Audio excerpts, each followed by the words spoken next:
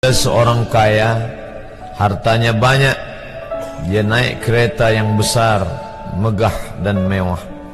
Dalam perjalanan dia tengok ke sebelah kanan ada tanaman padi sawah yang menghijau.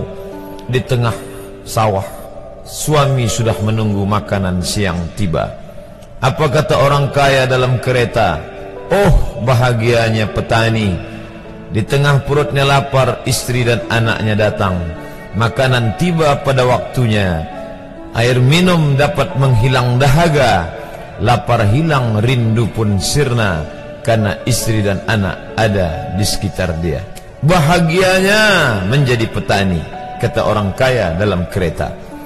Masa orang kaya berpikir bahwa dia tidak bahagia? Si petani yang bersama anak di pondok tua itu pula memandang orang kaya di atas kereta. Apa kata dia? Betapa bahagianya orang kaya naik kereta, sedangkan aku hanya duduk di pondok yang tua. Maka pada hakikatnya manusia ini dua-duanya tak bahagia. Lalu sebenarnya bahagia itu di mana? Ada seorang anak yang sedang belajar di college university. Maka dia berkata, alangkah bahagianya kalau saya dapat BA. Selepas dia dapat ijazah BA, lalu dia berkata, aku tak bahagia. Alangkah indahnya bila dapat master. Manakala dia dapat master, dia berkata, oh, betapa bahagianya kalau dapat PhD. Selepas PhD dia berkata, susahnya PhD, belum juga dapat kerja. Selepas dapat kerja dia berkata, alangkah bahagianya kalau menikah. Selepas menikah dia berkata, aku tak bahagia sebab orang selalu tanya, dah punya anak apa belum? Selepas punya anak, dia pula berpikir untuk menikah sekali lagi. Jadi sebenarnya bahagia itu punya siapa?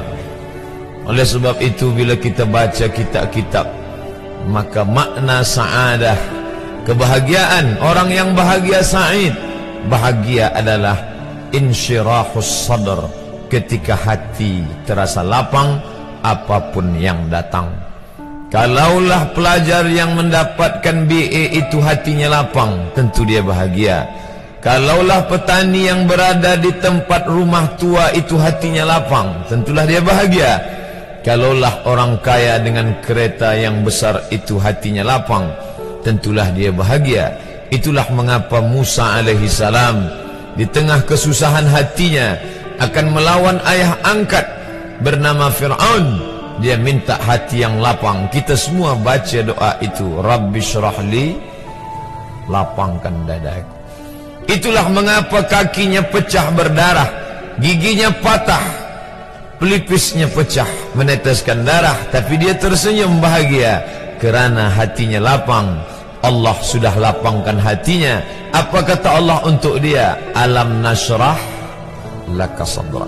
Itu beza Muhammad dengan Musa. Musa meminta, Rabbi shrah li sadri wa yassir li amri wahlul 'uqdatam min lisani yafqahu qawli. Sedang Muhammad tidak meminta. Belum meminta, Allah dah bagi pada dia. Apa kata Allah? Alam nashrah laka sadrak wa wada'na anka wizrak alladhi anqadha dhahrak wa rafa'na laka dhikrak. Bila kau dalam keadaan susah, dua kali Allah ulang, fa inna ma'al usri yusra, inna ma'al usri yusra.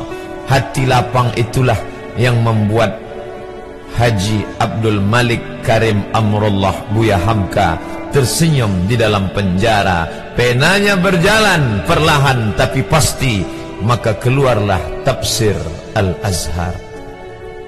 Hati yang lapang itu juga membuat Said Qutb tersenyum menghadapi tiang gantungan. Walaupun dipenjara oleh Gamal Abdul Nasir, tapi sebelum kematiannya sempat pula menulis tafsir Fi Zilalil Quran, di bawah naungan bayang-bayang Al-Quran. Apa kata Said Qutb dalam muqaddimahnya? Al-hayatu fi zilalil Quran ni'mah.